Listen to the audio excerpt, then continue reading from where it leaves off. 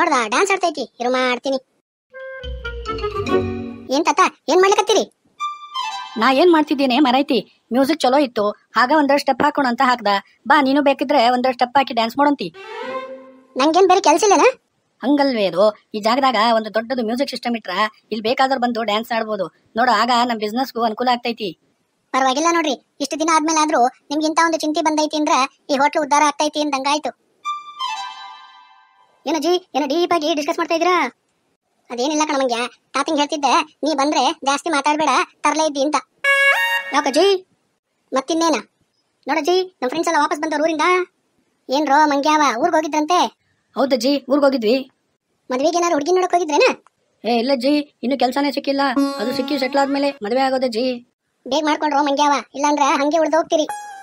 ಮಾಡ್ಕೊಂಡು ಖುಷಿಯಾಗಿ ಯಾರವ್ರಜ್ಜಿ, ನಾವ್ ಹಿಂಗೆ ಎದ್ ಬಿಡ್ತೀವಿ. ನೀ ಮಂಗ್ಯ ಇದೆಯಾ, ಹಂಗೆ ಇದ್ಬಿಡು, ಅದೇ ಚಲೋ ಆದಿತ್ತು. ನಿಮ್ದು ಹೊಸ ಹೋಟೆಲ್ ಬಾರಿ ಚಂದ ಉಂಟಜ್ಜಿ. ಹೌದೇನೋ ಮಂಗ್ಯ? ಬಿಸ್ನೆಸ್ ಚಂದ ಉಂಟಜ್ಜಿ, ಬಾರಿ ಚಲೋ ಇದೆ ನೋಡ. ಇವ ಇದಾನಲ್ಲ ನಿನ್ ಫ್ರೆಂಡ್, ನಿನ್ನೆ 100 ಜನಕ್ಕೆ ಆರ್ಡರ್ ಕೊಡಿಸ್ತೀನಿ ಅಂತ ಕರ್ಕೊಂಡ್ಬಂದು ಏನೇನೋ ಮಾತಾಡಿ ಹಾಗೆ ಹೋದ ನೋಡ. ಅಯ್ಯೋ ರೇಟ್ ಜಾಸ್ತಿ ಅಂದ್ರು, ನಾನೇನ್ ಮಾಡ್ಲಜ್ಜಿ? ಮಂಗ್ಯ, ನಾ ರೇಟಲ್ಲಿ ಹೇಳ್ದೆ ನಿಂಗೆ, ನೀನೇ ಮಾತಾಡ್ಕೊಂಡು ಹಾಗೆ ವಾಪಸ್ ಹೋದ್ಯಲ್ಲ. ಅಲ್ಲ ನೀ ಎಂತದ ಮಾಡಿದ್ ಮರೆ?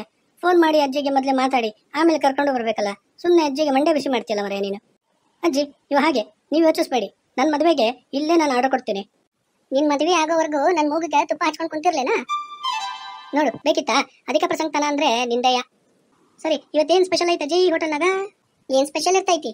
ನಿಂಗೆ ಅಂತ ಹಾಗಲಕಾಯಿ ಪಾಯಸ ಮಾಡ್ಕೊಡ್ತೀನಿ, ತಿಂತೀಯನ? ಬಡಜ್ಜಿ, ಆಮೇಲೆ ತಿಂದು ಬ್ರಿಟೆ ಲೂಸ್ ಆದ್ರ ಕಷ್ಟ ಕಣಜ್ಜಿ. ಮತ್ತ ನಡಿ ನಡಿ ಸುಮ್ನೆ ಮಂಗ್ಯಾವ.